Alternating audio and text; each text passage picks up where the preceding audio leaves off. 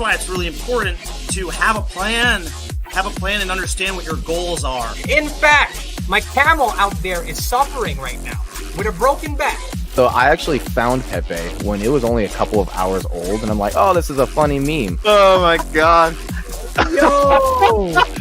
Who is this degen? The old man is swing trading over years at a time.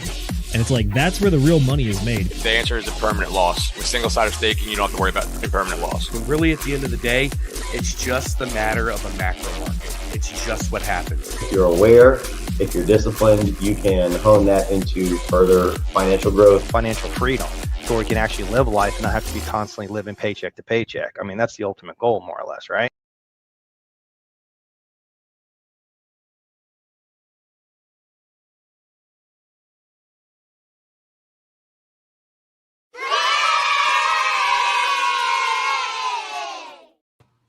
Ladies and gentlemen, boys and girls, crypto degenerates, ducks and squirrels, welcome to episode number 121 of the Degen Roundtable's Sunday News Show. My name is Will Stevenson. I will be your guys' producer and mouse and button clicker for the night. I am joined by two fantastic and excellent degens. We're joined by Mr. Brendan the Anonymous Bean, who is back again, back from his fantastic journey to the frozen tundras and the wintry wastes. And we're also joined by Mr. Zenith. Brendan and Zenith, for those of you guys who don't know, Brendan is our macroeconomic specialist here on the Degen Roundtable, and Zenith is our government and legal analyst. And I'm just a cool guy who hangs out and talks to people and does sales and production and things, and I guess gets fuzzy, blurry camera from time to time. But welcome to the show tonight. We're going to have a good time. We're going to have an awesome time. I'm doing great. Gentlemen, how are you doing? Brendan, what's new and exciting with you, broski? How are you? I'm doing great. Glad to be back. I was away for a couple weeks, taking that long overdue honeymoon.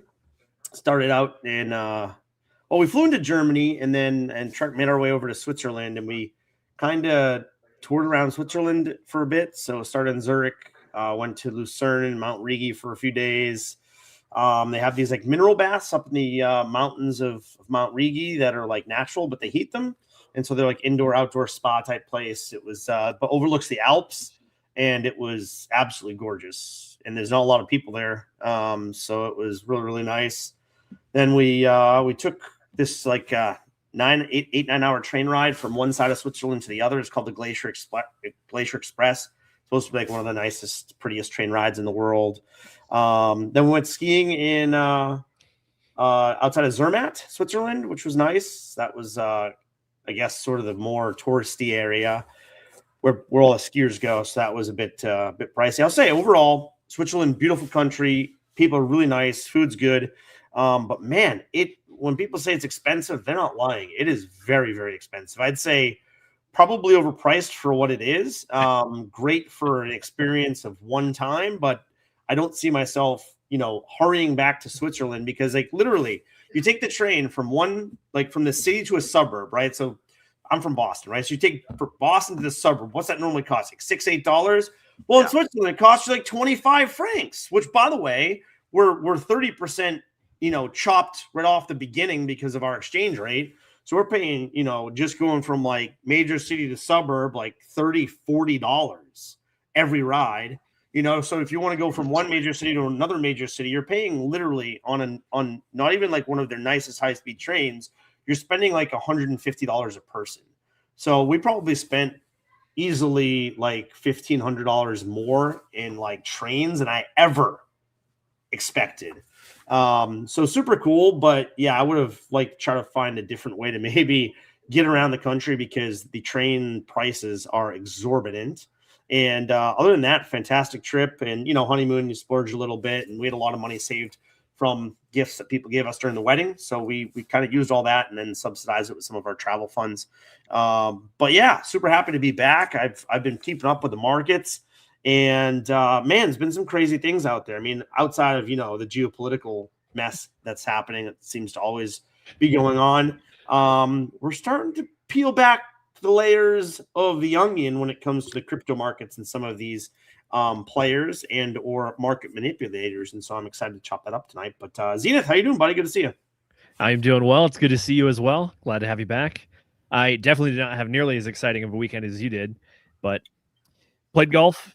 Actually taught a new person how to play golf as well. So always the classic challenges with that. But at the same time, it was an absolutely gorgeous day over here. I think it was like 70 degrees for the first time in a long time. So probably got a little sunburnt, but also like, did I play the best ever? Absolutely not. It was some dumb golf. I'll tell you that much. Just hitting things out of bounds unnecessarily. It's like, oh my God. But yeah, outside of that, we got a lot to cover tonight. The Jane Street stuff has been absolutely wild. The U.S.-Iran strike has also put things in a bit of a crazy state, and I got the old classic meme ready for that one as well. But then crypto markets are at an interesting point. We're kind of just chopping sideways, which we talked about this 3-4 weeks ago with Will. It was like, do we think we go up? Or do we think we do go down? Or do we have the magical third option, which is where you go sideways? Answer, we go sideways. And everyone's pissed off about it. But yeah, there interesting movement on that. And then also, I did find one small update for the Clarity Act stuff, and it's not going to be a surprise to anybody. It's like, yeah, JP Morgan's throwing their hat behind it. They expect it to pass by June at the earliest. It's like, okay, great. Originally, they were saying like April, and then they started saying like, oh, maybe in May, and they're just going to keep moving the goalpost, man. They're just going to keep moving the goalpost. Hey, just wait a little bit longer. Just hold up a little bit more, and then your happiness will come. So I wouldn't count on anything. I don't think that the Clarity Act is going to be awesome because it's named the Clarity Act. I have no idea what's in it. I just don't trust the government, and I haven't done my research. Okay. Yeah. Oh, speaking of research and speaking of things I haven't done, I've not done the chat motherfucking shoutouts. Ladies and germs, it's time for the best part of the show. It's time for the chat motherfucking shoutouts, where we shout out all of those of you guys who are hanging out here with us. We love and appreciate each and every one of you. Even you guys that catch us on the replay gang, we love you too. And I'm looking at you. Oh fuck. I'm looking at you, Sniper, and I'm looking at oh man, who's our other replay gang guy? I can't remember. Moonmutt. No, Moonmutt's live. Moonmutt's here right now. Moonmutt, what's up, broski? Way to catch us on the not replay gang. What's up, broski? Shout out to Moonmutt, good real life friend of mine. And also, we've got Mr. Funkmaster Hex rolling in 10 minutes before the show starts. Ladies and gentlemen, good evening. Good evening to you too, sir. If my espresso cup was full, I would drink some of this espresso right now, but it is empty because I already drank it. So good to see you, good sir. And then we've got Mr. I got a silver bullet here for you, Will. Yes. Drink that silver bullet for me, Zenith, so that way someone can be alcoholed up somewhere. And then we're also got Mr. Eddie GC20, Richard do something, LOL. Yeah, I mean, the crypto market, like you were saying, Zenith, it is chopping sideways. It's one of those times where just a whole lot of fucking nothing happens. And I personally buy a lot into Sami's theory about the PMI being heavily correlated to the crypto market. It seems to be the case, and seems to be a whole lot of people just don't have money to spend on things lately. So it is what it is. Got an update from Mr. Eddie here, by the way. Trump, he got out of the Iran nuclear deal, and then the next 4 years he decides to go to war. God knows how much money it's going to cost us. Yeah. The good news is that the money is just printed. It's not money that you pay in taxes. The money that you pay in taxes, well, we don't know where that goes, but it doesn't go into the war machine. The war machine is brand new money, printed straight off the Federal Reserve press, sent right over to Raytheon, Boeing, Lockheed Martin, all those lovely friends. So if you guys work for Raytheon, if you work for Lockheed Martin, then congratulations, you're staying in business, and the government's probably going to pay 10 times more for that laptop, or for that roll of duct tape, or for that can of paint than what we pay for it. It also means money printer go. Brrr. Yep. And what happens when the money printer goes burr is the prices of assets go up. I was just reading earlier, right before we started the show, that gold has outpaced the US dollar as market cap for world reserve currency status. Now that might be a couple days old, so I don't know how recent that is, but that has happened recently. So yeah, I want to say I pulled up a chart a while ago showing something similar, which is like US dollar, it's been declining as far as market cap, and then gold and silver have been on an absolute tear. Gold especially, though, over the last 2-3 years for sure. And by the way, I think I might have a slightly different take on the whole Trump war situation than the average folk here, which is like, I think the man's still committed to no new wars, but at the same time, he's absolutely willing to use force on punitive expeditions effectively. one-time strikes in and out, kind of what we saw in Venezuela, what we saw earlier. Gosh, that was last year when the U.S. and Israel did the joint strike on the nuclear facilities. And I think this is more of the same. I don't think we're putting boots on the ground anytime soon. And we're definitely not trying to do nation building, because that has been a very, very costly lesson. And I think that we officially learned that one finally. Yeah, I mean, I think we'll get into that, and I guess we could chop it up now. I don't fully disagree with what you're saying, Zenith. I don't think that he's here for long-term wars, lots of boots on the ground. But there are certain ways that increase the power of the United States worldwide, and two of the biggest ways to do that is by chopping the fuel assets to China and to Russia. And who are the two countries that produce the most oil that's sent to China and Russia? Oh, Venezuela and Iran. Surprise, surprise. So I think there's this aspect to it that, yes, there's, you can kind of, it's double-edged sword of a positivity if you look at it this way, right? You can end regimes that are killing tens of thousands of their people at a snap of their finger, which happened recently in Iran after uprisings in trying to, become free. Venezuela, it's been happening for decades now. Excuse me, getting over a cold.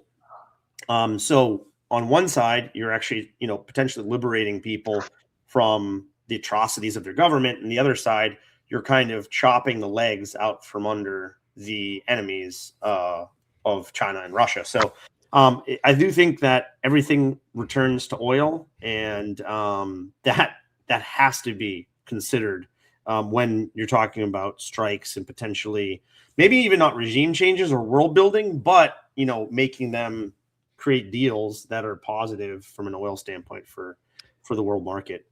Oil is the lifeblood of the modern economy. That's absolutely for sure. So whenever that kind of stuff is involved, yeah, it makes a lot of sense. I think that this one in particular is actually also a rather unique position, because we've been watching probably over the last couple of months, which is that there's been uprisings in Iran and a lot of active protesting the government. And this could be a very unique kind of like once in a lifetime situation where if kind of the people of Iran can get it together and actually capitalize on this opportunity, there is potential for legitimate regime change over there. And it's not exactly like propped up by the U.S. It's definitely aided by the U.S. as we took out their supreme leader. But at the same time, the ball's in their court on this one. So yeah, they're going to figure it out, which from the U.S. perspective, it would be very advantageous to kind of take Iran off of that world stage, because they're definitely an adversary to a lot of folks around the region, stability, the U.S., the global markets, that kind of stuff. So it's an opportunity. It's going to take a lot of effort, but at the same time, it's a very unique opportunity that we really haven't seen before in this kind of way. It's not requiring us to go in. It's kind of just tossing the keys to somebody and seeing if they want to, take control of their country. What happened to Iran? Because I remember back, like I see pictures of like Iran in like the 60s or the 70s or the 80s, and it looks just like the West. Like there's, people running around in jeans and bikinis, and then I don't know if it was the Ayatollah that took over or if it was I believe it was. It was the Ayatollah. Yeah. So like the religious factions or something like that. I know that Iran used to be like a Western center. Yeah, it used to be a very like part of liberal, Persia, democratic kind of country, and then it was one of those pendulum shifts, which is that the religious nature of the world kind of like retook over the region and reestablished itself. So you saw that very quick shift. But yeah, you're entirely right. It's kind of jarring to go back and look at the pictures from the 70s and 80s before all the revolutions around that time kind of happened. And now we're in this era. So it might swing back, it might not. Don't know. Yeah, it's interesting. I think that, in that region we've seen sort of Muslim Brotherhood and a lot of the various terrorist groups and entities over the years, trying to take more and more power in those regions. I don't know the geopolitical, understand how it happened in Iran. That was before my time. It's not something that I've studied, but it's pretty clear that it went from a non-Muslim state, state to a Muslim state, including Sharia law, et cetera, et cetera. So, yeah, fully changed. And, I just this, because of what's happened, I've been listening to, some people from Iran that have left or, because of persecution, or their families left and their first generation here in the United States, things to that extent.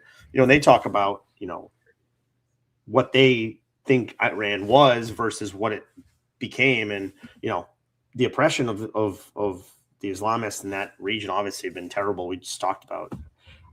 I've seen multiple numbers between 15,000 and 35,000 that were killed in the past year, 2025, 2026, because of those uprisings, because of those continuous protests. I mean, look, it was just a few months ago where we saw huge protests in Iran. I never thought I'd see the day where that happened under a regime where the people know that they're going to be gunned down, right? Where they know they're going to be tortured, where they know that they're going to be,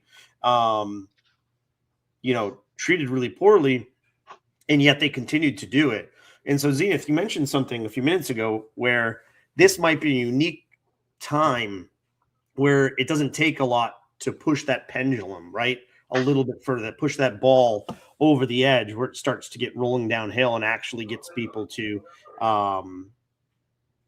act without having that regime continually just killing people. So we'll see. Hopefully it creates some change in the region and creates, I don't know what, this is what people ask, like, what would you want to see? I'd want to see a government that's democratic, whatever that means, right? I want to see, someone that gets elected fairly. And I'd like to see a government that doesn't kill their people when they don't agree with them. So I don't know how that works or how that comes into play. But I mean, I think that those are sort of the basic tenets of what I'd like to see from a government running Iran. Yeah, not violating human rights and Like, just being basic, barbaric right? is advantageous, yes. But I think this is a lesson that we're going to kind of have to learn here in the next 10, 20 years, which is like, especially when it comes to the mass immigration of people from foreign countries into the Western world, which is like, you can bring people in, but it doesn't mean that they're going to assimilate to your cultures. Right. And when it comes to other countries and how to run their stuff, there's obviously a reason why they do certain things. Could be good, could be bad, but at the same time, trying to impose that stuff on other people, as we've seen, it typically doesn't work well. And when it does work, it requires a lot of sacrifice, blood, and treasure over a long amount of time to get it going in that direction. And even then, it's not even a guarantee. But yeah, as far as the world stage, is Iran at the top of my worry list? The answer is no. But at the same time, it was an advantageous opportunity. It appears that they capitalized on it. And yeah, I think that trying to take out the nuclear program of a country that's actively hostile towards and very antagonistic to a lot of their neighbors is definitely a good thing when it comes to stability. Yeah, it's interesting. I think some people, would argue the other way. It's like, okay, you kind of need a third power here in the Middle East to kind of push back against Israel, to push back against some of the others. And so I'm not saying that I take that, but I hear other people talk about, hey, maybe a nuclear Iran isn't the worst thing. And I hear that, and that I'm completely disagree with, because you're allowing a nation that, again, guns down tens of thousands of their citizens without a blink of the eye. Having nuclear warheads is a big no. And I think that if Iran wanted to use nuclear power for power and not for warheads, then they might do it in a more open manner, right? It might not be hidden underground and in bunkers. If that was just what they wanted, I think they might be able to do that in a way where you could come to an agreement of sorts. But when you start to build these large things underground that can't be watched, can't be looked at by international bodies, then it becomes a much bigger issue. So a nuclear Iran, that's a big no. How close were they? I don't know. But again, what you said is this is probably going to be a short, sweet strikes, and hopefully it opens up a possibility of regime change. I don't want nation building from the United States side, and I don't think a lot of people do. And so that is the worry. I still think that's a worry to an extent. But until I see massive boots on the ground and, this long drawn out war, then that's not something that I worry about. But I'm not opposed to short, quick strikes that have huge, lasting implications without really much of an effort from the United States or Israel side. True. And just for the sake of it, the old classic, saw this one posted yesterday, said we were born too late to deploy to the Middle East, born too early to deploy to the Middle East, born just in time to deploy to the Middle East. This came from the Air Force subreddit. Yeah. That's great. So, look, I don't think it's happening, but at the same time, the interesting thing for me on this one is that, do you guys remember back in summer of 2024, I believe there was bunch of kerfuffle going on in the Middle East, and you could see it to the day on the Bitcoin price chart. What's interesting is that we actually don't see anything like that when it comes to the chart today, which is like, sure, I guess you could call it a red candle, or at least this green one over here had a big high, big dip. But at the same time, that's just fluctuation. That's not any pronounced thing that's going on. It's just normal stuff. So hear me out. I think the market might even be showing that it kind of bakes this stuff in, and it's not going to start freaking out the way that it used to. Because previously, back in summer of 2024, I want to say it was don't think it's that one. I'm pretty sure it's this one right here, June 24th, 2024. It's either that one or this one. You can see very pronounced red candles that actually move the markets, created a cycle low. And that's the kind of stuff that we've seen in the past when it comes to international relations and large-scale military conflict or strikes or uprisings and stuff.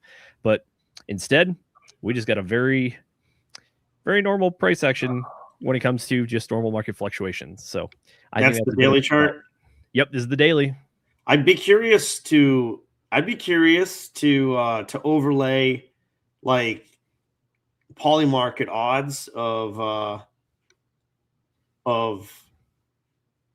what, when the United States and Israel are potentially going to strike Iran, because I feel like because of these markets, because of these betting markets, these prices are priced in much sooner than what they had been previously. And it's not like, we've talked about this so much, right? Like, news is so instant now that it doesn't just happen and then it's like, holy shit, no one was expecting this because the newspaper just printed it this morning and I haven't even got a newspaper in 7 days, but because information moves so quickly, because of these poly markets and Kalshis and all these others,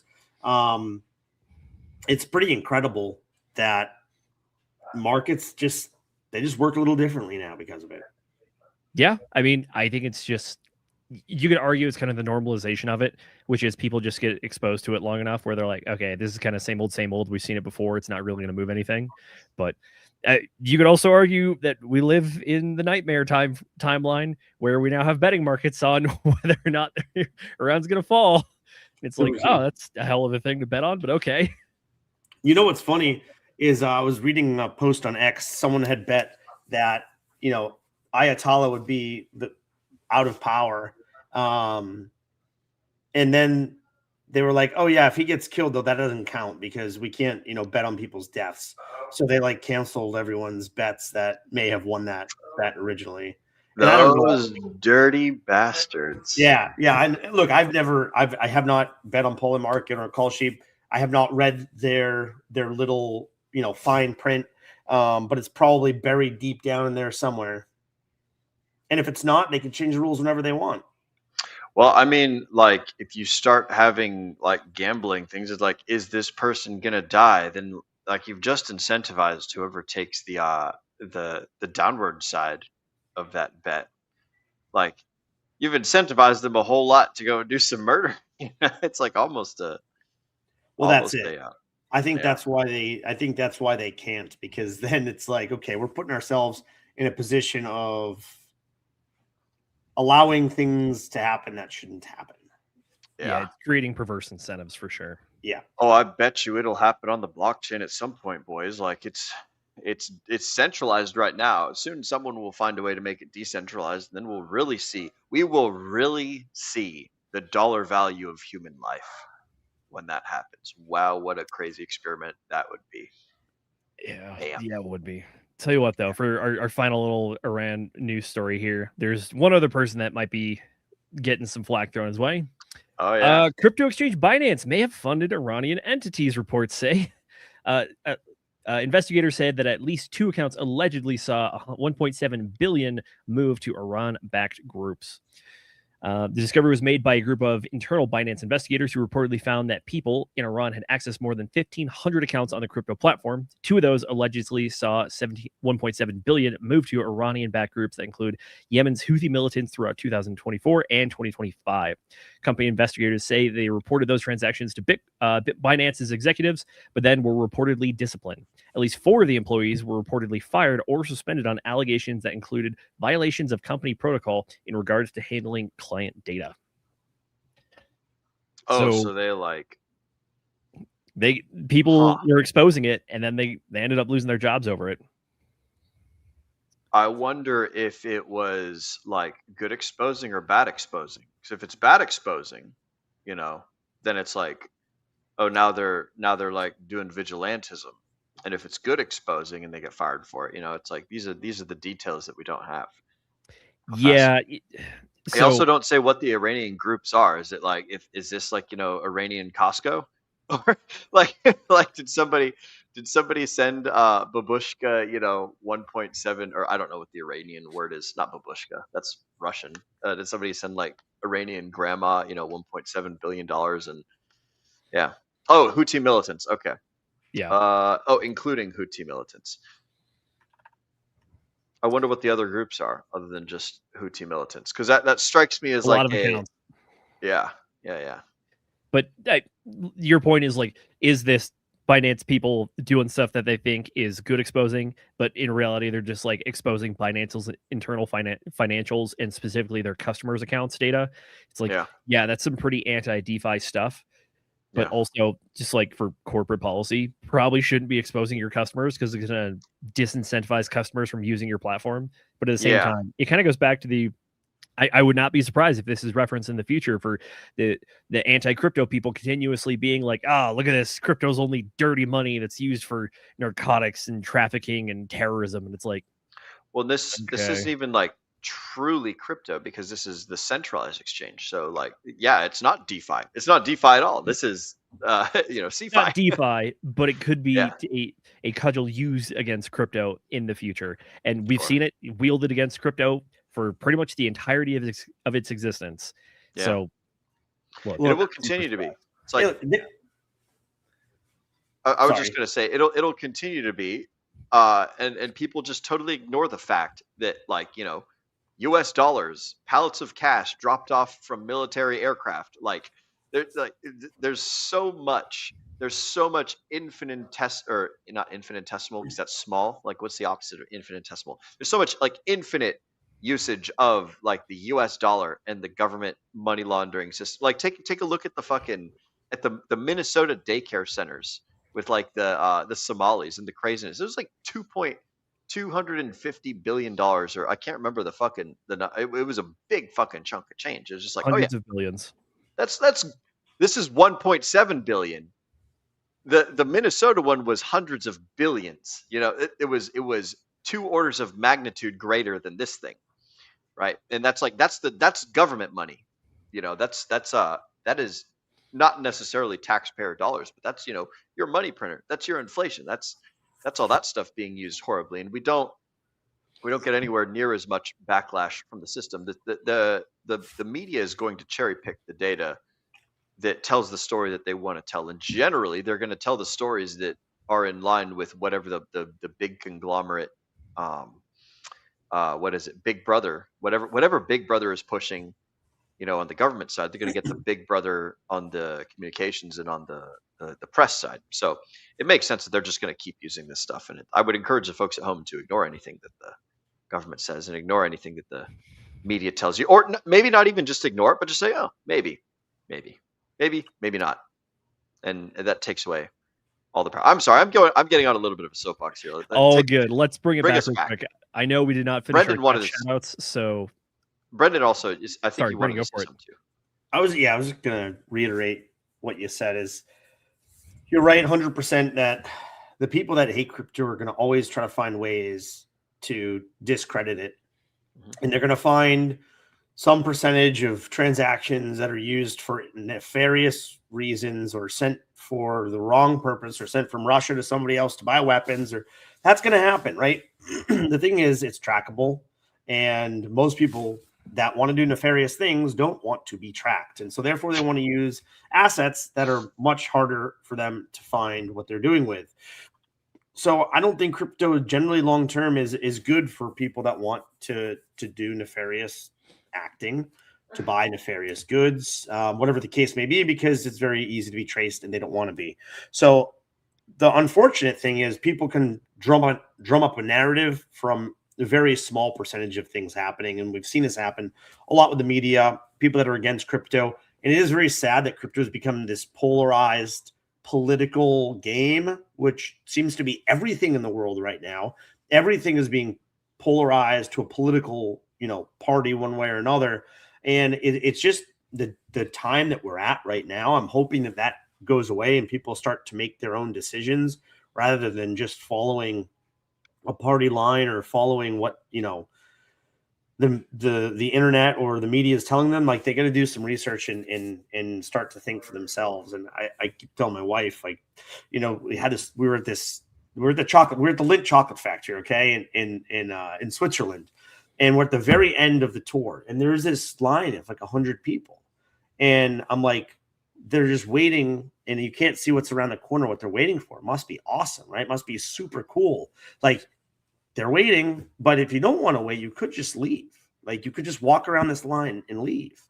But you might miss out on the best part of the tour, but you don't know because you can't see what's going on. And so I'm like, this seems erroneous. Like, even if they're giving out a singular piece of candy over there for me to take, I'm not going to wait in this 100-person line. So I just leave. And I just now watch from the side from what all of these people are waiting for, which is this little like marble works, and it just does this marble thing. And it goes around, and then this large LCD screen drops a piece of candy in front of the person. And then the next person waits for that same thing to happen. And I'm like, what? This is what 100 people are lined up waiting for? Because it literally takes like 3 minutes for this little marble to like go around. And so I was just, I walked out. I was like, okay, well, thankfully, even if I was missed the coolest thing of the tour, I'm going to miss it because I don't feel like waiting in this line. Turns out it was literally just one piece of candy. Is that as I'm walking out, this employee comes in and was like, if anybody doesn't want to wait in this line, you can have this piece of candy. And then she just gave out that same piece of candy that people were waiting in line for. So my whole point is, you don't have to be the rat in the box waiting for this stupid piece of candy. You literally can make your own decision and leave. And so I keep telling my wife, I'm like, I'm not the sheep. I'm not the sheep that stands in line for 100, for however long this is going to take. And so it was funny because I was right about that. But nonetheless, the point is, don't be sheep. Don't follow blindly any political party or any institution. Always question and always try to find, what truth is. Yep. True. Man, well said. I drive past lines of cars periodically when I would travel around the States, where it'd just be a shit ton of people lined up in like a very slow moving line. It's like, oh, fuck this. I'm driving past it. And there would be like a sign that's like, there's a merge 2 miles ahead. And it's like, oh, people are getting in the merge lane right now. And then you drive, and the merge lane never happens. There is no merge lane. They just left the construction signs up, and you just see people like getting into these lanes and just fucking chilling there. And then they wait, and then they get pissed when they get up there, and they're like, ah, damn it, I'm an NPC. So yeah, bro. Yeah, definitely question things. Apply the old maybe to just about everything. Zenith, take us back to where we were going, broski, because I'll go on this forever. Well, dude. All right. So a few more chat shoutouts before we get to kind of our main story of the evening. We got Hex Glenn coming in here saying, hey guys, good to see you, sir. Miss Tam Tam also coming in here saying, hello, my lovelies. Always a pleasure to see you. And last but not least, Mr. Moonfield the Rational Optics saying, gentlemen, it's good to see you as well, sir. Always a pleasure. Alrighty. Tell you what, let's get to the main topic of this evening. And that is going to be Jane Street. So, Brendan, you found a couple tweets that really summed up pretty much what's going on with Jane Street. And what's really been happening this week is that we got the final kind of shakedown of what exactly was happening back during the Terra Luna collapse. And then also we have bit of an exposure about what's been going on with the market specifically, because people have been noting some very odd patterns, especially when it comes to trading the ETFs. So let's go ahead and jump into some of these guys. Let me pull up screen. Alrighty. So coming to us, well, let's start off with this. Coming from Forbes, Jane Street's two-continent problem. Barred in India, sued in crypto. Within days of being sued over the $40 billion Terra collapse, Jane Street Capital was rumored to scrub every X post from its account. Rumors turned out to be false. Page never posted in the past. Nevertheless, crypto market participants are on the edge as the firm, which generated $20.5 billion in net trading revenue last year, handles roughly 10% all of U.S. equity trades, now faces allegations of insider trading markets. It's not the first time the quantitative trading firm has been accused of exploiting privileged access to extract outsized profits. Alrighty, over to one of our summaries here. Coming to us from Axel Bitblaze, he says, after almost 4 years, Jane Street is now getting exposed, and he is effing furious. A quick walkthrough on what they did, because it is insane. May 2022, Terra UST, their stablecoin, collapses. $40 billion gone in 3 days. People lost everything. Life savings, retirement accounts, gone. Now, we know that Jane Street was behind it. Lawsuits that dropped this week showed that they had inside info. A former Terraform intern named Bryce Pratt joined Jane Street in 2021. He funneled insider information about Terraform's liquidity moves to their trading desk. On May 7th, they quietly pulled $150 million from the Curve pool. No announcement, just a silent withdrawal. 10 minutes later, a wallet linked to Jane Street pulls another $85 million from the same pool in 10 minutes. This withdrawal triggered the depeg of their stablecoin, and that started the death spiral. Luna went from $80 to basically zero. $40 billion evaporated. The crash killed Celsius, Three Arrows Capital, and eventually FTX. $8 billion in FTX customer funds were gone. SBF is now in prison for 25 years. They made record profits, $24 billion in revenue in just the first 9 months of 2025, where it gets even worse. They did the same stuff in India and ran a pump and dump on bank on Nifty Index for 2 years straight. They made $850 million. India's securities board caught them with the receipts, called them untrustworthy actors. And Zenith, I just want to edit that because they made $4 billion actually, but India was able to freeze $580 million, something like that. So I think that their number there is wrong. Everything's right, was what they're saying. I think their numbers are just a little bit wrong. Just want to know that. That's fair. Yeah. So this one really covers the Terra Luna that collapsed there. But this one right here from Bull Theory, this one highlights what they were doing with Bitcoin. So coming to us from Bull Theory IO, the secret trading technique is to accumulate shares, then dump them in seconds to crash the price and profit from shorts. They ran the same 10 a.m. manipulation algorithm in Indian markets and made $4.2 billion, which led to a temporary ban by the Securities and Exchange Board of India. The playbook is simple. Have billions of dollars from investors, buy spot Bitcoin at, say, 68K, open massive shorts via options or derivatives, then sell large amounts of that Bitcoin you just bought up in minutes with algorithms, combined with low liquidity or negative news to trigger panic selling. The price will crash to 62K. Close all those shorts that you just opened up for massive profits while losing just 5% on the spot. And then buy Bitcoin again, spot at 62K, squeeze out the shorts that now have rejoined and create FOMO to push the price higher. And then open massive shorts again. Rinse and repeat. There you go. So pretty much they were using two markets, the spot market and the options market. In the beginning, buy up a lot of spot, kind of get the price to bump up a little bit. You're manipulating the price upwards, so that way you can open a ton of short positions. Now that you have those short positions, you sell it to drop the price. Once the price is down, that actually hits your threshold for your short option. You drop it, and then you just rebuy back up the Bitcoin back to the original place, effectively just manipulating the market outright, point blank. This is the thing that was that folks were worried about when the big players joined in the crypto space. It's like, yes, sir. Congratulations, motherfuckers.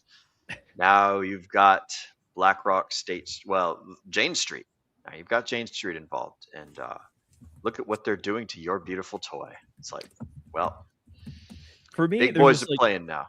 There's just a beautiful piece of irony, which is that the people that called these people out was the Indian government who, hear me out, India has a bit of a reputation for being scammers themselves. So when they are calling them, quote, untrustworthy actors and people who have millions of small investors hostage, the irony is not lost on me in this one. Yeah. And India's not wrong. Like, Jane Street's doing a fuck ton of bad things. When you got like pot calling the kettle black, but like there's a difference in large difference in severity. So yeah. So here's the thing. It's go for it, please. Go ahead, Zenith. No, go. I was gonna say what we're looking at. I was gonna say something quick. Take it away, brother. I think we're on a delay here. No, he just muted himself. Thank you for making an executive decision. All right. So the two things we're looking at this one. One, lawsuit over the specific collapse of the stablecoin. Number two, potential action when it comes to the insider trading stuff. Notably, lawsuits have been filed in the Second Circuit Court, which is New York. We are well familiar with that court, actually.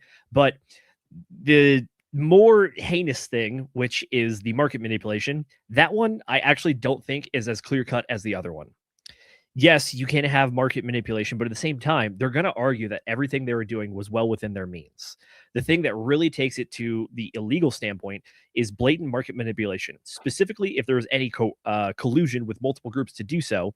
And the thing that is probably going to hit them on this time is that this is just blatant price manipulation. It's not actually doing like trading and investing.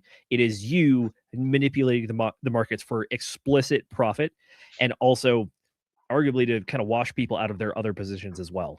So because of that, it's not organic, which is exactly the thing that they're trying to combat. But at the same time, it's a bit of a high bar to actually prove in a court of law. So we're kind of just going to have to see where this one goes. But the big news story here is like, have people been thinking that there's been something real funky going on with the markets for a while now? The answer is yes. And we're actually seeing it come out in daylight and seeing what's going on with it. So for everyone that was called a tinfoil hat conspiracy theorist, guess what? Like many of the other in that club, you guys have been proved right in the year 2026. Yep. Yeah. It's like, it's not even like a difficult call. It's like, conspiracy theory. Yeah. It's going to be truth. It's happened so often. It's lost the novelty. It's like, oh yeah, another one. There we go. We're at it again. But yeah. Jane Street is probably not the only one that's doing this to some degree. That there's probably going to be more people that will do it later. Like, it's just that they're the first ones to dip their toes in the water and get their feet wet. So we'll see what happens. Well, Jane Street's been around for a long time, right? They've been in the game for a long time. Hopefully I'm coming in better now. I was definitely getting a delay there, so apologies for going back and forth. But I do agree, Will. It's like, it just seems like there's too much information. Now, are we possibly blaming all of this dump on Jane Street? And is it all Jane Street? Of course not.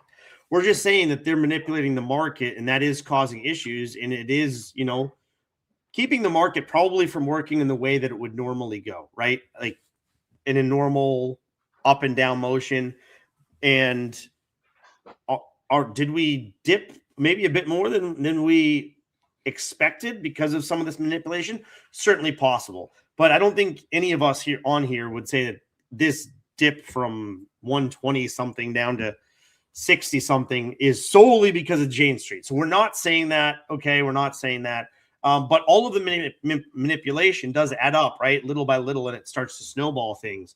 Now, it can happen to the point where you get a couple big insiders coming together, and it can completely shift the market, right? It can cause a collapse, like we saw with FTX and Three Arrows Capital and Terra Luna.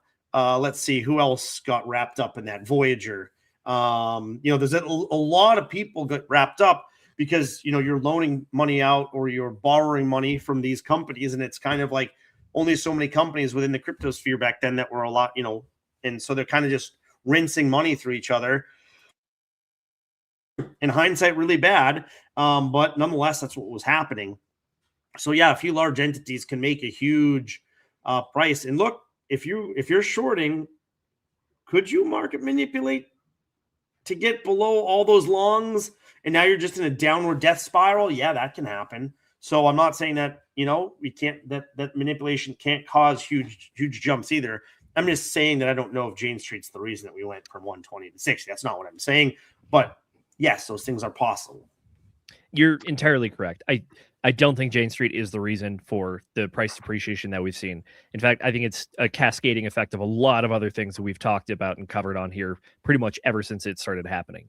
What the real story about this one is that it's the realization of fears that people had back when the ETFs were proposed and launched, which is that what you're doing is you're opening up the markets to larger actors who have the size and the ability to do this kind of thing.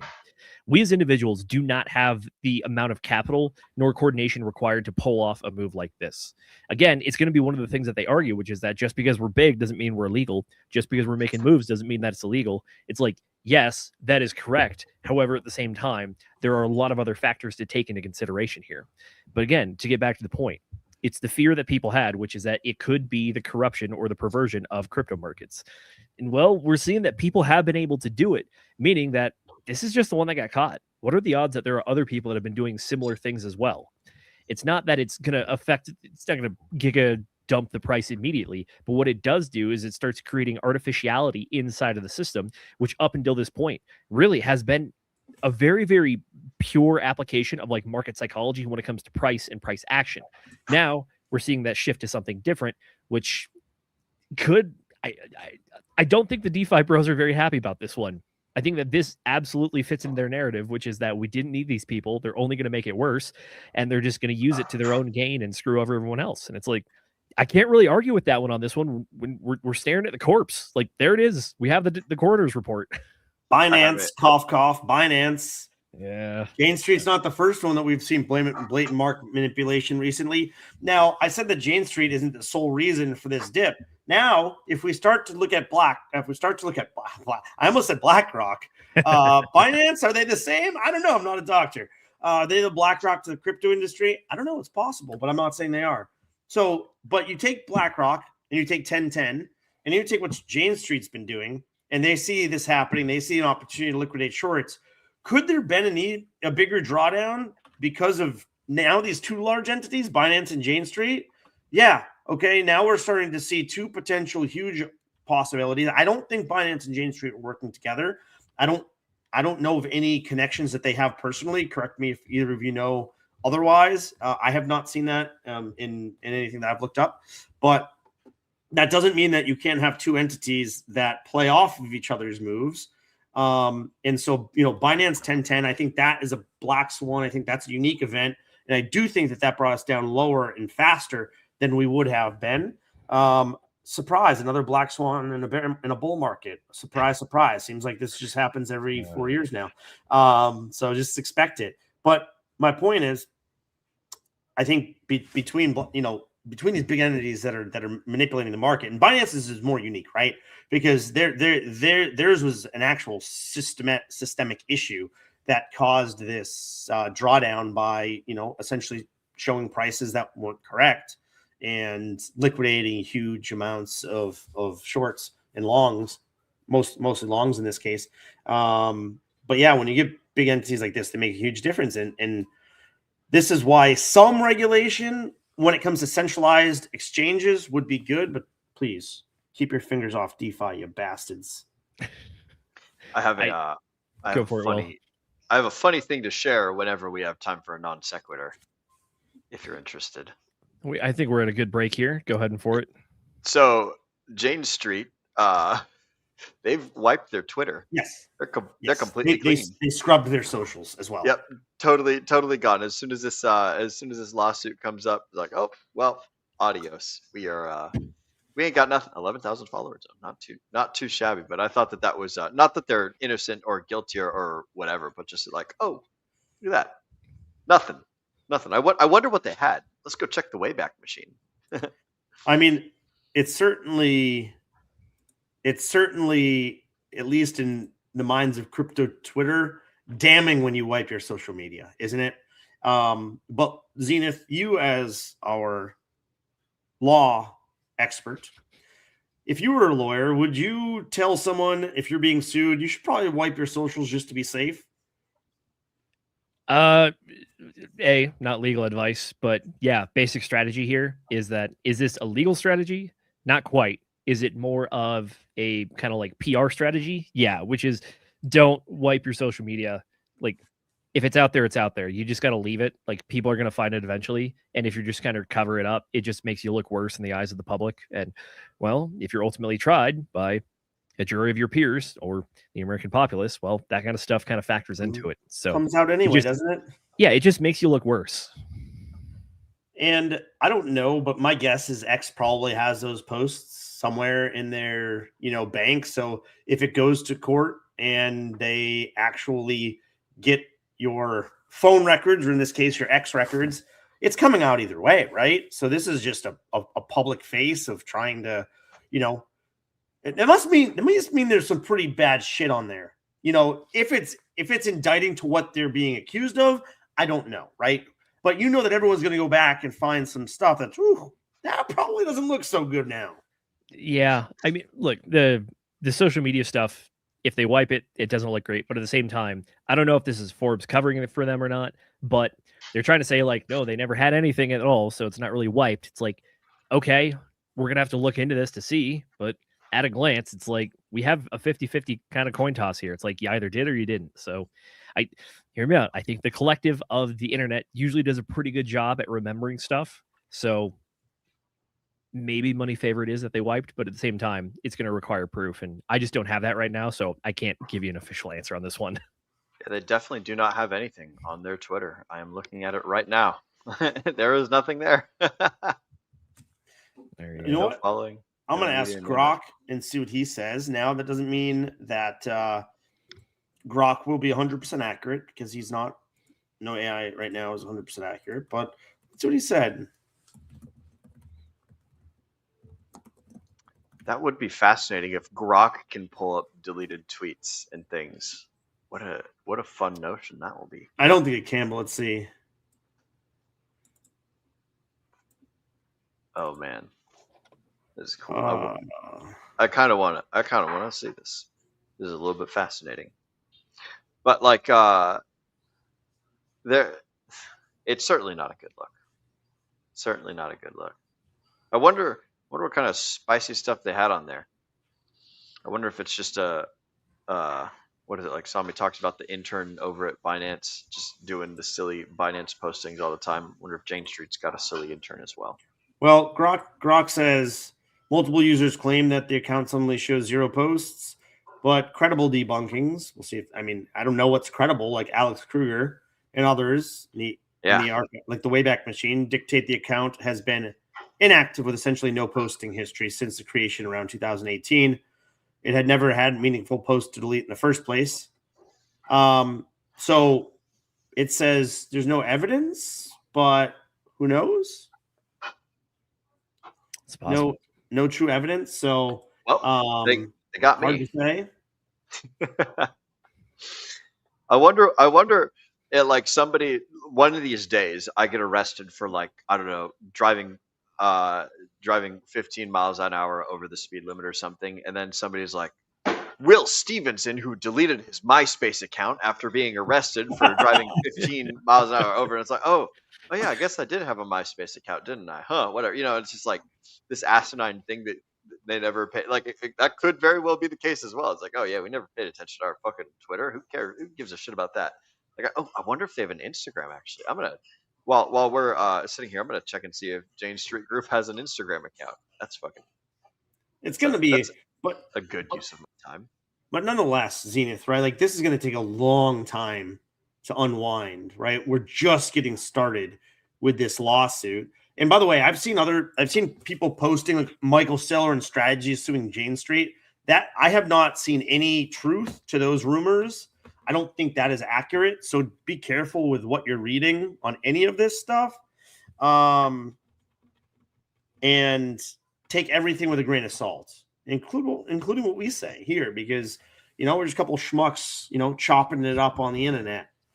Okay, guys, I've got it. I've found Jane Street Group on Instagram, and you guys are not gonna fucking believe this. Check this shit out. So we've got some hippies in tents. Looks like, hey, don't fucking chew that. You sure this is the line, right you stupid Jane dog. Street? Yeah. Oh, this is the only one. This is the only one. Culture connectivity in a tent.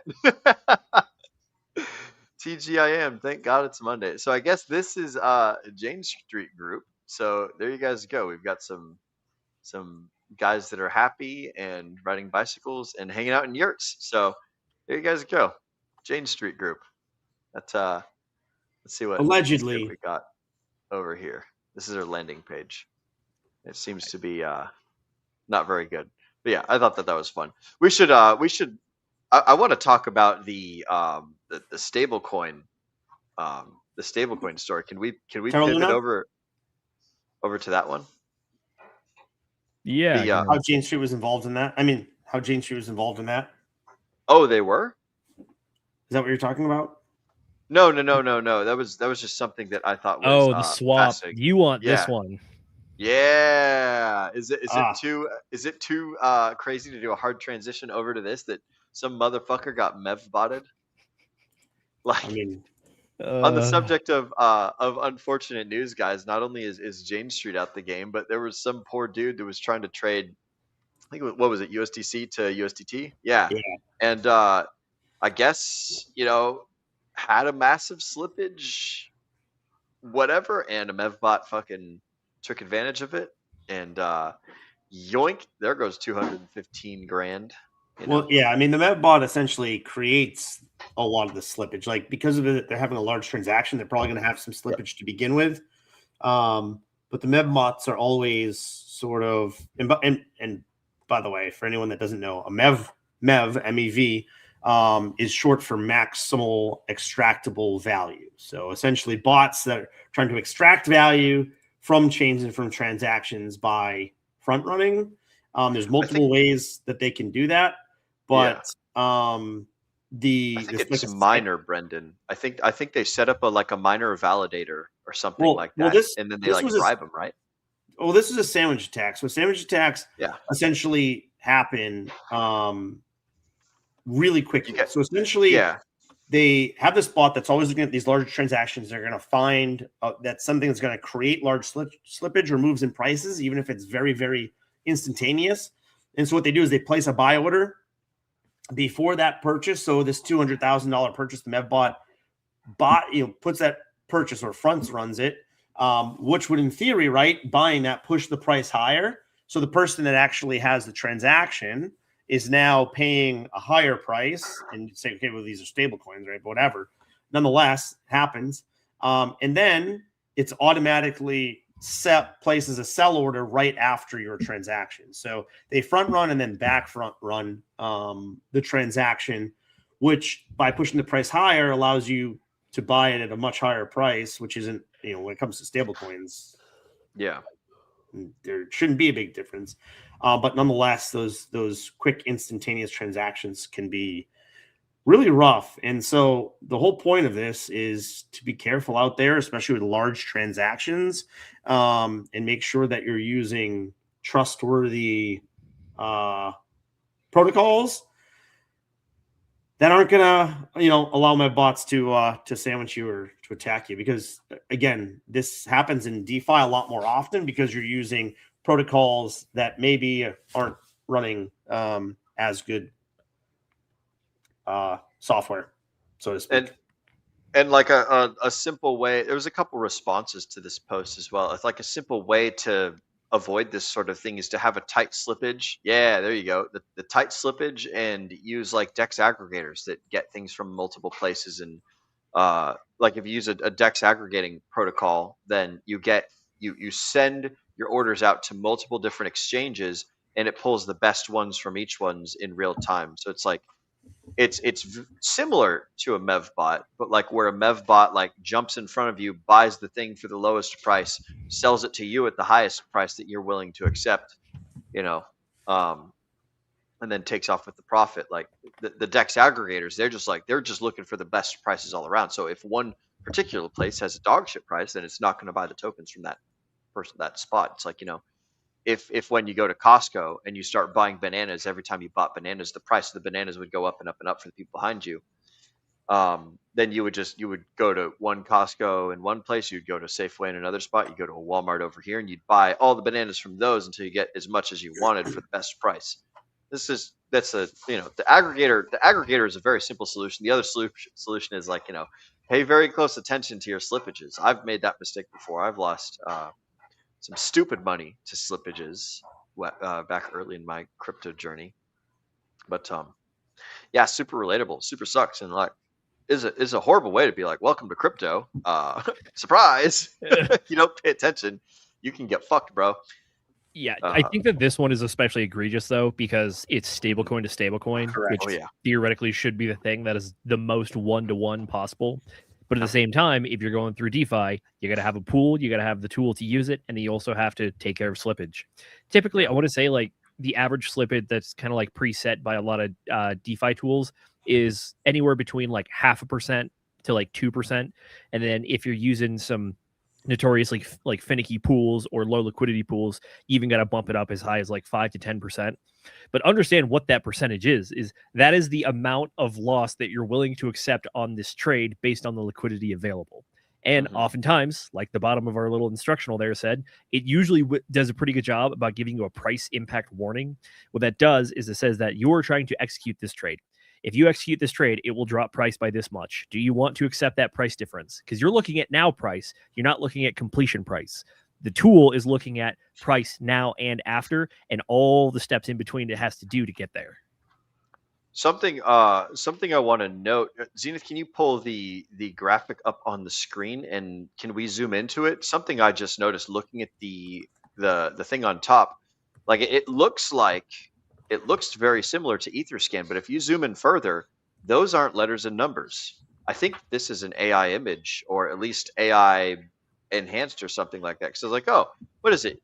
Uniswap V2, and it's like, oh, that's Uniswap VQ and Uniswap VS, and like these like a lot of these letters and numbers are all funky looking. So I don't know if somebody just had like a shitty graphics card or what's going on, but it's like, oh, these are like partial things, and like because I wanted to know what exchange it was on, and I was hoping that there would be like a transaction hash or something like that I could go look at it and be like, okay, guys, don't use this exchange. If this exchange that you try to use was problematic, then X, Y, and Z thing. But it's interesting that this happened on Uniswap V3. I don't know if it happened on Uniswap V3. It says Uniswap V3 up on the top, like the top center, but then on the from and the to, it's a whole bunch of gobbledygook. So I don't know if this even happened. I've not seen a transaction hash. So now I'm skeptical, right? And it's like, oh man, I wonder if we've been bamboozled. Yeah, it's possible, but it's certainly possible. The lesson to learn is still very real, though. Oh yeah. It doesn't matter if the porcupine shoots the quills. It's important to stay away from the porcupine.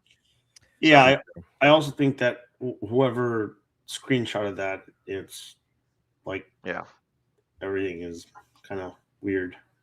Yeah, I have. Are you looking at the poster Kuno or whatever the hell? Yeah. Hyperliquid, swing trader. Yeah, I'm not seeing any. Yeah, this is a repost. So I don't know. But anyways, whether the story is true or not, the lesson is very real to pay attention and to not get fucked. And yeah, I think that's important. Very true. I do have some more tweets kind of talking about what's going on right now. More just kind of random stuff, but yeah. Cointelegraph giving us some of the old CoinGlass metrics. Could be Bitcoin's first 6-month red run since 2019 and 2018. Additionally, Ethereum also closing 6 consecutive months in the red. In the last 15 months, Ethereum has closed in the red 12 times. Not a great look, especially considering this is supposed to be the bull run. But at the same time, if you dig into the numbers a little bit deeper, the months that it did have as green months, we had a 40% up, 48% up. Granted, we did have a 31 down and an 18 down and a 22 down. But at the same time, it's like, are the boxes red? Yes, the boxes are red. Were there still some decent months? Yes, but that's also largely due to Ethereum and the weird price action it had during the massive shorting volume that was going on pretty much all of 2024 and 2025. But for me, the interesting one is the Bitcoin one. Looking at 6 months in the red, that's a pretty decent argument for being in a bear market, which have to say that the narrative that we are in a bear market since October, I think it's becoming more and more possible every day, especially considering what's been going on with the price action lately. And it's certainly what the evidence looks like. I'll say that. Yeah. And then people are posting all kinds of nice little metrics here as well, saying that data says Bitcoin bottom is extremely close. We're looking at the Bitcoin supply in profit or loss right at the 50-50 mark there. So interesting note for that one. And then additionally, almost no interest in Bitcoin. Okay. Indicator dashboard, historical social metric risk. All right. Well, let's see. Yep, that's basically at 0. Apparently, no one's giving a crap about Bitcoin according to these metrics based on what's going on there. Additionally, this is a bit of a maybe a red herring, but there's a YouTube channel that I like called How Money Works. I believe he recently posted a video this week saying, can we all admit that crypto was stupid the entire time? And it's no, that's good. It's like bear market. The indicators are coming. But additionally, similar vein here, people are saying that, we could be right there. We could be close. Coming to us from Max Crypto, altcoin dominance monthly MACD bullish cross has happened. That was a mouthful. This is the first time the monthly bullish cross since November 2023. Last time this happened, we rallied for 3 to 4 months. What they're looking at here is the moving average convergence divergence, saying, look at that. We're going green. We're going just a little bit green. It's like, okay. Okay, but Bitcoin had to drop 50% for you to turn a little bit green. I'm sorry. Yeah. Similar, a little bit different. Yeah, same thing here from Mark Chadwick, looking at alt versus Bitcoin, saying 3 consecutive green monthly candles when it comes to his chart. This is the ratio total market cap excluding the top 10, aka Bitcoin, Ethereum. Hey, look, if you're trying to propose an alt season and being like, yeah, big line, big number, go up. Yeah.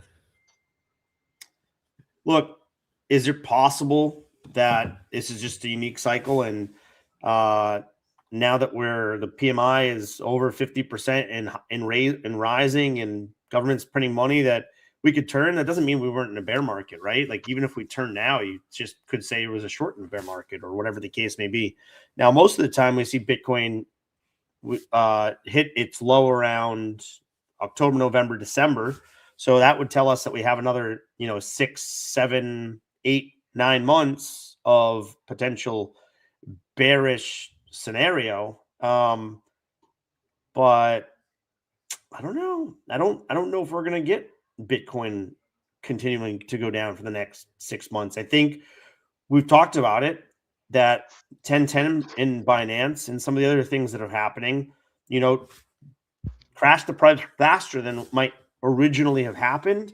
And therefore we kind of might hit the lows faster than we would have originally expected. So I don't want to say that that's definitely 100% my thesis, but I think it's something that we need to take into consideration, and that you shouldn't necessarily wait to start buying in a bear market until, you think that it's end of the year, which is what it's been traditionally the last 3 cycles. And so I don't know, maybe start to dip your toes in now and then, see where the markets go. But I mean, how much more down can Bitcoin go? Another 40%? Maybe. But I don't think it's going to be much more than 40% from here. And that would be like worst case scenario. Yeah, well, it's funny you mentioned that because I actually had this one pulled up as well. Chart predicts Bitcoin is going to 25,000 sometime in 2026. This is definitely based off 4-year cycle right here. Pretty much saying that we have 4-year cycles, looking at the decay of growth and also dumps at the same time. So if we're looking at a 65% drop, allegedly, that is a $25,000 Bitcoin. I feel like that math is a bit wrong. Yeah. But I'll have to double check it. But look, 4-year cyclers still doing what they're doing. And your point about, is there more risk to the downside or the upside at this point? I think that is a legitimate question for anybody that's trying to get into the market or has a position in the market and has not sold at this point. What we're looking at is okay, what is your upside target? What is your downside target? And what's the time frame? Time frame for upside, I think realistically we're looking at a year to 2 years for upside if you're still going off of extended cycle theory. If you're going off of 4-year cycle theory for your downside potential, I think we're looking at 6 to 9 months effectively of the bottom there for you. Agreed. Again, the price movement to the downside, looking at possibly like maybe a 50% correction from here because we're sitting at mid 65s. So if you want to get aggressive and say we're going all the way down to like 30,000, 32,000, I think that's pretty aggressive. But it's a 50% dump. But at the same time, the upside potential, gosh, my timeline has been flooded with tweets of people saying that, like, yeah, Bitcoin should be at $150,000 today, or Ethereum should be at $10,000 today. It's like, I understand you're using the dangerous word there, which is the should word, but I understand the sentiment, but reality and the situation on the ground says otherwise. I was looking at that period when to make money chart thing and trying to find the correlation. And I was like, man, I don't even know where we're at. Oh, we're in the 2026 one. The 2026 one is a medium spike up. It's not a super spike up, but it is a medium. I can pull it up if you guys want. It hits the middle, 2026. Yeah. So it's interesting. Like you said, Zenith, if there's still a potential for an extended cycle, and this is just your 50% drawdown before the big blow off the top, then we'd have to start seeing a pretty big increase in 2026. I interestingly asked Grok just to see what he said, what AI said. What do you think the price is going to be at the end of 2026? And Grok's like, well, I don't know. But no, it was like, I don't really know, but conjecture would tell me that Bitcoin could be around 120,000 by the end of the year. He said it could be, other people say that it's going to be lower, but his prediction was like 120 by the end of the year. That's interesting. That would be extended cycle theory that Grok is buying into. That if we're going to be at 120 by the end of this year, that means we're probably, I don't even know where we're going into early 2027. I don't even know what this cycle would look like because it would be so broken and so different than anything that we've seen before. But that doesn't mean that it isn't possible. And again, I think because of there's still this outside of crypto, like macroeconomic outlook, where a lot of these macro things are hitting and looking very vibrant, looking very strong. And the only thing that hasn't looked strong is crypto. Gold strong. S&P is at 500s at all-time highs. Like every underlying metric is looking pretty freaking strong. And so then you have to ask yourself, like, is crypto the only reason that it's not looking strong because of 1010 in Binance and because of some of these large entities that have manipulated the price to the downside? There is some real consideration to that because crypto is the only thing that isn't performing currently. Makes sense. The fundamentals argument for me is a big one that I still think is very valid. And Will, you mentioned this earlier as well, talking about Sami looking at the PMI, which is the production managers index, pretty much just looking at the state of physical goods and what's going on with producers, whether they're getting orders, whether they have a lot of supply, all that kind of stuff. We've been very down for a long time. Recently, we did have a tick up above 50, which is news because it hasn't been that way. And when it gets above like 53, 55, that's usually when things take off. So, like, Brendan, I think you're entirely right. We have a lot of things pointing in very favorable directions for the near future, especially considering we've had unfavorable conditions for so long now.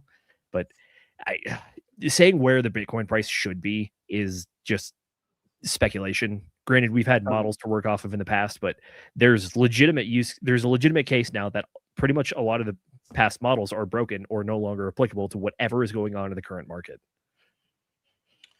Purchase management index. That's what it is. I was like, I know this word. It's like it's for the folks at home that don't know, the PMI is like it's a trailing indicator, right, Z? Because this is what companies have been buying and like they're buying a whole bunch of stuff in anticipation of using it throughout the year. So it's like when you see the number tick up, it's like companies are expecting to be more profitable in the near future. and so they're acquiring the resources to be profitable right now for like the fiscal year or the next quarter or whatever. Something, right? Yeah, I actually did a deep dive show on this over on Walk the Block, probably about a month or two ago. But pretty much, yeah, it is a or a lagging indicator because it's an aggregate. But if you want to get down into the specifics of each of the individual things that factors into it, it kind of translates to a leading indicator, actually. Again, there's a handful of things that go into it, whether it's jobs, order processing, inventory levels, whether they're going up, going down, staying constant, all that kind of stuff.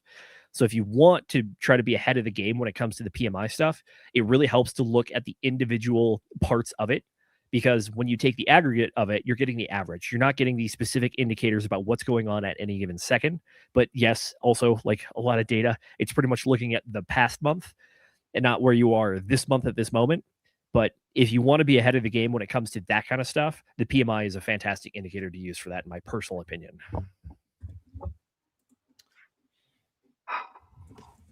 When's the next print? It's coming up in the next couple of days, right? Let's see. It's usually like second or third day of the month. So tomorrow is Monday, so it could be tomorrow. March 2nd, actually. Yep, tomorrow. So we have...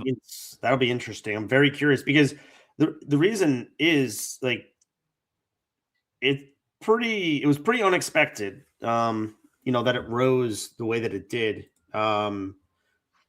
being pretty far below 50 all of the end of last year, right? Like it was like in the low 48s in December, in November. And so for us to jump to 52, that was a huge unexpected jump, 52.6 in fact.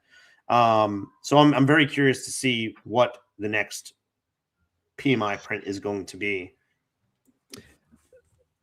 I know this might be a bit of an oddball here, but it could be a bit of a black swan relating to what we started off the show talking about, which is Iran. We're getting breaking news that the Strait of Hormuz is shutting down. Yeah. And like that is a big one when it comes to oil. And guess what? Oil is absolutely used inside of that indicator because guess what? Use it for all sorts of transportation, production, products, all that kind of stuff. I would love to see another PMI go up, but like I mentioned before, the Iran stuff, I think it's going to be a little too late to make this report, so I wouldn't be surprised if we saw it in the next one. But yeah, we have the ISM and the PMI coming out. ISM comes out tomorrow. PMI is coming out on Wednesday, I want to say. Okay. Yeah. That works. Yeah, it's interesting. I think the United States is kind of in a bit of a unique place because after Venezuela and what's happened there, we're now getting a ton of oil. More than we were previously, and so we might be in a better position to handle the closure of Hormuz Strait for a bit. But you know who isn't able to handle that? China. That's where they get a lot of their oil from. And do you think that China would potentially put pressure on Iran to come to a deal so that they can get oil back in their hands? They have a strategic partnership for sure. So that they were the iron bricks. Logic makes sense. And the other thing is, like, if China wants to keep this relationship with Iran and being able to buy oil on the cheap, right? And they have this, then they don't want a regime change, right? They would want to keep the regime the same, would be my guess. And so it would probably make sense for China to push Iran to make a deal sooner than later. I'm not saying that's going to happen, but I just think it would be in China's best interest to do so. Yeah, I would agree as well. Definitely seems in their best interest to, keep their lifeblood supply going, and that's their partner that they have. It's either them or Russia, so pick one. Yeah, man, that whole I would have expected this whole Russia-Ukraine thing to end by now. I can't believe it's still going. Like, can we come to an end, please, people? Hear me out. We've been going on, 4 years at this point? Minimal progress as well. If we've been going 4 years and we've been trying to have all sorts of talks pretty much since like 6 months after the conflict started, I don't see anything materially changing with conditions on the ground, and the demands of everybody appear to be similar. And when it comes to outside forces looking to negotiate stuff, people have been trying, but at the same time, it doesn't look like much is changing over there. So I'm not going to be holding my breath. It would be cool to see that end, But at the same time, I don't see any indicators that we are going to see it end. Unfortunately. Yeah, I don't know. Call me a bit of a black pillar on when it comes to that conflict.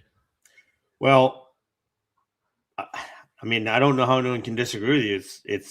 It's been at literally a standstill. Like you said, like nothing has changed. And I have my opinions on, I think who needs to make a little bit more of the change at the moment when it comes to a deal being made, when a deal being struck. But it just seems to have people in power that are very set on what they want, even if it isn't realistic. I hear you. At the same time, though, looking at who got what out of this, Ukraine lost a bunch. Russia lost a bunch of material and personnel. However, they did gain the land bridge to Crimea, which is the freshwater port they were trying to secure. Yep. So arguably, Russia's kind of sitting pretty happy right now. It's just Ukraine and the rest of the world that was trying to back Ukraine that's not super thrilled about what's going on. Yeah. So odds are, if you just try to, if you tell them to just stop it right now, and pretty much maybe Russia gives back a little bit of the land in consideration for consolidating the territory that they did gain. Yep. It'd be a decent win for them. At the same time, though, they did still lose this conflict. A lot of personnel, a lot of material, and then also a lot of testing in the field when it comes to weaponry and whatnot. Is that Russian tech didn't look that great, especially tanks and air defenses. Yep. Again, China is possibly part of the suppliers for their air defenses and also a supplier for Iran and Venezuela as well. And China's not sitting too happy on this one, considering that their air defenses have been yet again thwarted by B-2s, F-22s, and F-35s, and then also just joint strike packages, whether it's naval-based Tomahawk missiles that were able to take out key strategic points in the past. And then hey, the U.S. is looking pretty good out of both of those conflicts, oddly enough, even though we technically weren't in the Ukraine one. But on the world stage, look, China's not too thrilled about this. Iran's not thrilled about this. Russia is not thrilled about this, but they did get a small win. And I think that looking toward the economic front, I think that's largely where I think a lot of the kind of the next fight is going to happen. Because talked about China trying to build the gold-backed currency, trying to do destabilization of the petrodollar, trying to do all sorts of oil deals as well. Mm-hmm. And like, I think that's the real fight. It sounds very callous to say that the boots on the ground stuff is kind of small scale when it comes to the economic warfare. But if we're talking about playing the power game at the highest level, you got to factor in all kinds of considerations. And I think that the economic is largely one of the big ones that's really been the dominant way to fight when it comes to the last 20, 30 years. Agreed. And I mean, I think we started the show with me saying that it's not lost on me that Venezuela and Iran produce a lot of oil that's sent to the two of the largest enemies of the West, China and Russia. And didn't have central banks. That's another thing both of those countries had in common. You know? Yep. Yes, sir. The old central bank. Back to that never-ending rabbit hole. Another conversation that we could talk about. Yeah, that would go on for a long, long time. I have a little nugget that I found out about Jane Street while you guys were talking about the other thing. Not to like bring it back up, but do it. Caroline Ellison and SBF met at Jane Street. Yes, they worked there from 2013 to 2017. Yeah, so I had just learned that. It was like I meant to say that earlier because it is interesting that Jane Street has insider trading insider trading information that helps to sink previous people that took information and started FTX. Were they using the same tactics? I don't think it's too much of a stretch to ask where they learned it from, though. Yep. Yeah. I mean, was Jane Street upset about that? Possibly. Going to get you back at some point. Yeah. I mean, I can't put that past it. I mean, it's not lost on me, but Sam Bankman-Fried, I think he also was with Citadel before FTX as well. I don't know if that was before or after. I think it was before his time with Jane Street, but nonetheless, it is a very interesting conversation to say. Interesting that those two people were with Jane Street. And by the way, not for nothing, why is SBF just like tweeting constantly? Like, what is jail these days? Yeah. What is jail? It's funny. The White House released a press statement that they're not going to pardon SBF. It was like, despite all of his like pro-Trump tweet things, that I don't know if the White House does this very often, but they're like, yeah, just so you guys know, we're not going to pardon SBF. So it's like, oh, that's an interesting one. Interesting. Put your cards down on the table for that. Like I'm not disappointed, but I would not I think have that guessed one makes a lot of sense because Yeah. this was not just like, oh no, crypto's being persecuted. This is like, oh no, you were doing some real shady stuff and people lost billions as a result. yeah. It's like, yeah, no, jail time. Well deserved in this case, in my personal opinion. Oh yeah, Yes. absolutely. And I love that he. But again, he's tweeting all of these things. Sorry, posting an accent, tweeting, whatever you want to call it. I don't know. But he's like trying to rewrite the narrative, and like, bro, you missed the whole point of what you did. You missed the whole point of what you did. But again, it's like, how I just don't understand how you have access to all of this stuff when you're in jail for a day. Like, well, it's not a very jaily jail. I would imagine it's more pretty white collar. Could also just be somebody on the outside with his login. Yeah, it could be that, I guess. Yeah, could be that as well. Yep. True. Tell you what, gentlemen, I got one final thing I would like to bring up here. I mentioned at the beginning, it's not a huge update, but it is an update. Coming to us from Ash Crypto, breaking: the crypto market structure bill could get passed by mid-year, and we could see a crypto rally in late 2026, as per JP Morgan. Theoretically, this bill could end market manipulation in crypto that we've seen and tired of since the October 10th crash. Okay, interesting. Also coming to us from BM&R Bulls, America's largest bank is now openly backing crypto legislation. JP Morgan says passing the Crypto Clarity Act would accelerate institutional adoption and unlock tokenization at scale. Regulatory clarity, institutional participation, tokenized real-world assets, capital markets on chain. This is the largest U.S. bank to publicly asking Congress to define the rules of the crypto market. Gentlemen, pop quiz: is there a certain item that you do not see in this list? Stablecoins. Stablecoin yield. That is correct. Oh, imagine that. Well. Yes, the big fight that we've had up until this point largely was based on pretty much that one thing. Tokenization of real-world assets and DeFi security were two other points of largely hot debate between the parties there, but kind of see it left out of this little announcement, and I don't see it anywhere else in the other announcements that I'm seeing. So could be that JP Morgan is maybe in a winning position and they're just going to try to push it through when they have the votes for it. But I will say, I think it is an interesting thing to point out. The tokenization or the yield on stable coins is kind of being left out of the pressers. But also the other thing here is that mid-year, if you want to take that at face value, it means earliest June 1st or theoretically July 1st if you go for the back half of the year. That timeline is a bit drawn out than what we've gone on here. So do you think that has any implications about maybe market movements in the future? Because a lot of people, myself included, have been speculating that once we kind of get a lot of the, fundamentals when it comes to macroeconomics in line and back in the green, we could see crypto take off again.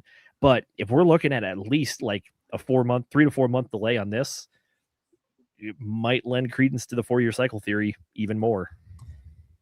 Yes, you just took the words out of my mouth, because even if it passes, it still then takes a while to implement, which I've mentioned before. And so by the time you actually get usable framework, even if it's not fully implemented or 100% completed, but usable framework isn't going to be done before the end of the year, or maybe it starts, getting implemented by the end of the year. But yes, that might give some more credence. However, that doesn't mean you might not get some short pumps or even some short sustained pumps due to the positive nature of the news. That's true. There's two ways that I think about this. Number one is, okay, it does take a while to get things off the ground running once you have your official rules. At the same time, though, we should have the language of the final markup of this bill decently early, especially if it gets leaked, that kind of stuff. And then also, I think when it comes to financial markets, people are notorious for trying to front run things. So part of me says the ultimate impact is going to take a while after the date, but at the same time, speculators and pre-builders, if you will, are going to try to be the first one into the market. So who's going to win out? Are we going to see it happen to start to accelerate before the passage, or are we going to get the passage and be like, wow, what a new story? Where's the green candles? And then we have to wait like 3 months to see it materialize.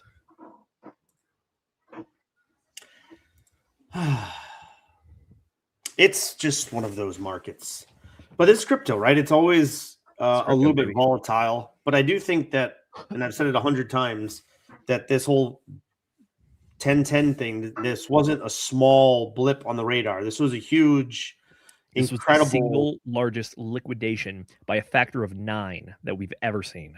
Yep. And I just don't know how you can predict something like that. I really don't. How can you predict Binance literally just screwing everybody? Oops. My bad. How much money did we just profit off the short? Some dude like walking through the control room carrying like a tray full of like fucking hors d'oeuvres or something, like trips and accidentally hits the fucking sell it all lever or whatever. Like, oh. There's a little dial that changes the price of the of this. Oh, he cranked the AC up. That's not the AC. Yeah, wrong lever there, guy. But wrong lever. Pull the lever, Crunk.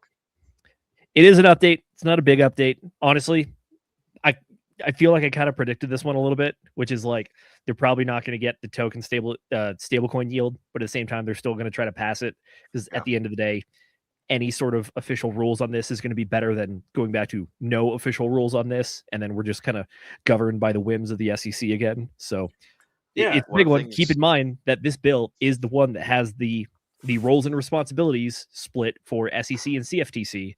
So which is big. Yeah. Am I thrilled about it? Kind of. Would I be more thrilled if the stablecoin yield was in there? Absolutely. Agreed. And I guess the last thing I'll say is, if centralized exchanges are going to be able to freeze your funds and do whatever they want, if they go illiquid or they think that you're doing something wrong or they think that you are not who you say they are, you're just going to freeze your funds. So if they're just going to run without any ability for oversight, then we need some more oversight, unfortunately, from the centralized. Again, give me my DeFi, give me my yields. Don't F with all that bullshit. But these centralized exchanges need some levers in place, unfortunately, which I hate to say because it's not really what was meant to be, but it's what's become. Yeah, I mean, people are going to use it until they don't anymore. And as long as it's the best thing around, then, I suppose this would be a time for like a call to action for all the DeFi folks to be like, hey, pull your heads out of your fucking asses and do better marketing than these centralized exchanges or something.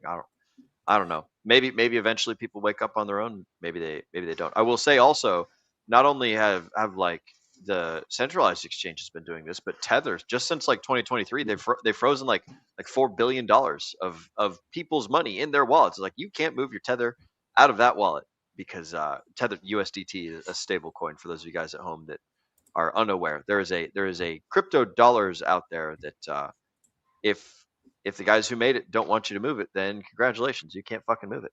So it is the way that it goes. Gentlemen, it feels like we're running out of steam here on this show. Why don't we go ahead and do some chat motherfucking shoutouts? We've got one more feller that has joined us, and there's another person I'm not going to read simply because he's being negative again. So if you're in the audience and you're being negative, and it's the only chat that you've said, and you've asked it before on other shows, then I'm just going to ignore it. By the way, that's a pretty good standing rule here. If you guys are being negative in the chats or framing things poorly, then I'm not terribly interested in introducing that negativity into other people's lives. So I will say, welcome to Mr. Danny Boy, who has said 1 of 11. I'm not sure what this is in. Live watchers on YouTube. Reference to the YouTube watchers, yes. Oh, excellent. One of the live on 11. Oh, yeah. Excellent. Good stuff, broski. We got 64 people who have stopped by on Twitter, which I don't know if I trust that metric. I think that that's just like people who have clicked it one time, not necessarily are watching right now. But if you are watching on Twitter, we love you. If you're watching on YouTube and you're like Danny Boy and you're 1 of the 11, then hey, y'all are fucking shout out to you awesome. guys. Shout out to you guys for sure. Final thoughts, Mr. Zenith, Mr. Brendan. I've got nothing other than like it's looking like it's going to be both boring and exciting coming up here in the near future. Nothing ever happens. Everything is always happening. Yeah, I get it. The final note for me is didn't quite. I mean, we've referenced the whole international conflict thing going on and oil prices and the what is it? Strait of Hormuz. Yeah. I don't know why. I was going to say Hormuz. Hormuz. Like that's Strait of incorrect. Hormuz. Yeah. One of the things I've been seeing is people posting a lot of charts that they're making, which is like, oh, look, we have the Ukraine-Russia conflict in 2022, then we stabilized after 3 months and then started a rally. It's like, yes, I see you drawing lines of the chart, but I think you're fundamentally missing the point, which is that was very much for your cycle theory as opposed to international conflicts determine the Bitcoin cycles. No, not quite. So hear me out. I'm happy to disagree with those people at the same time. Like, it's not all it's cracked up to be if you can just draw lines on a chart. Tried it before. I'm the guy that did the simulation for what happens if I trade Bitcoin based on the moon cycles. And it's like, yeah, sure, you got 10% better gains than if you didn't. But at the same time, that's not exactly correlation. Same case here. I understand your point you're making, but I heartily disagree with it. There are a lot bigger factors that are affecting the macroeconomic markets, and the U.S. bombing Iran one time, or for the second time, I guess, is not going to do that.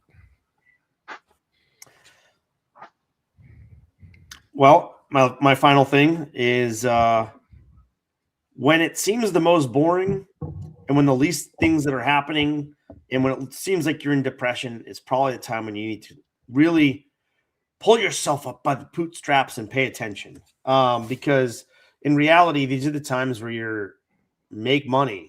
And if you're just waiting until the end of the year and like, I'll wait till Bitcoin bottoms out in December, and that never happens, and we bottom out in April, then, you might have missed the best time to buy. And so my point is, we don't know what that is going to be yet. We don't know what the final bottom is. But we know that we drew down faster than we would have without some blatant market manipulation. And so therefore things could be a little bit closer to the bottom than we might have originally anticipated. I could see another 30-40% down. That's certainly possible. But my point is the fear and the greed is very low. The hash rate that Zenith is talking about from Bitcoin, just on social media, etc., very, very low. These are things that are really usually pretty big, strong signs that we might be in a position where you might want to pick up if you've been sitting on the sidelines and you sold 3 months ago, or you sold 4 months ago, you sold in October at the current top. Then you might want to look at dipping your toes back in. Oh, we're up to 10. Wow, it was 5 last week. So we've doubled. Whoa. Yes, we did escape the single digits, but we're kind of back down to 10 there. We talked about it last week. I don't want to keep belaboring the point, but it is odd, in my personal opinion, that we have remained this low for so long, and it continues to be the case.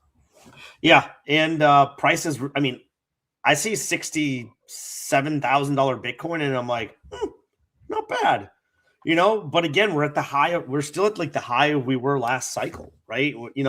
People aren't really looking at it that way because we dropped down from 123. But if you were buying at the low of last cycle, your Bitcoin's still looking pretty good at 67.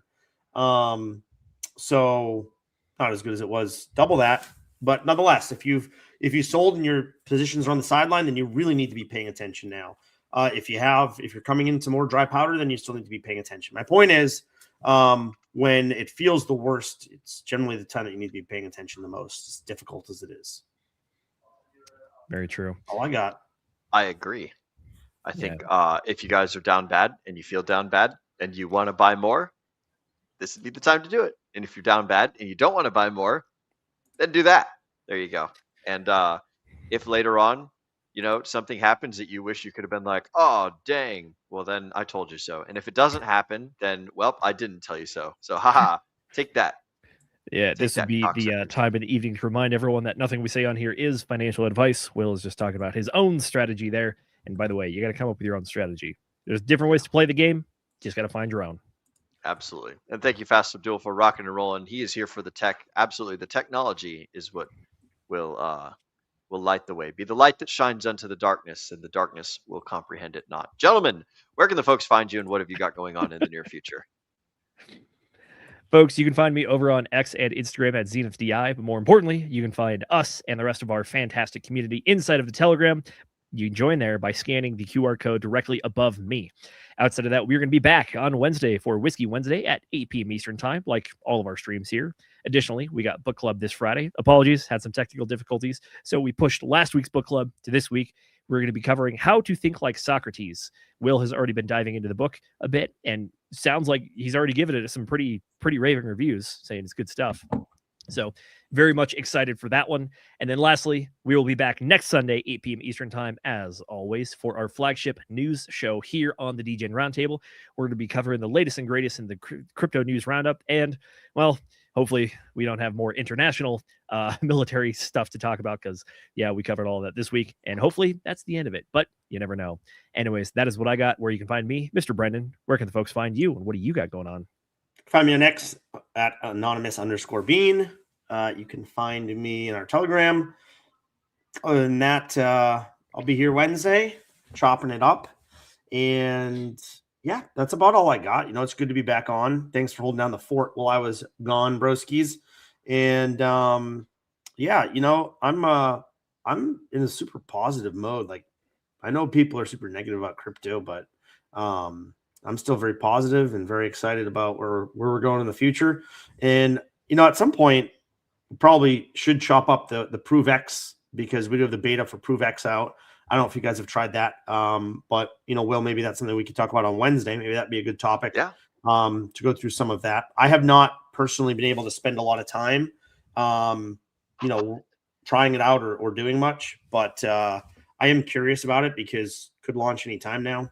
And I heard from Richard Hart that, we should double check that everything is correct on the numbers, which tells me that, who knows? Maybe we could get a real launch here soon, or maybe it could be 2 more weeks. You never know.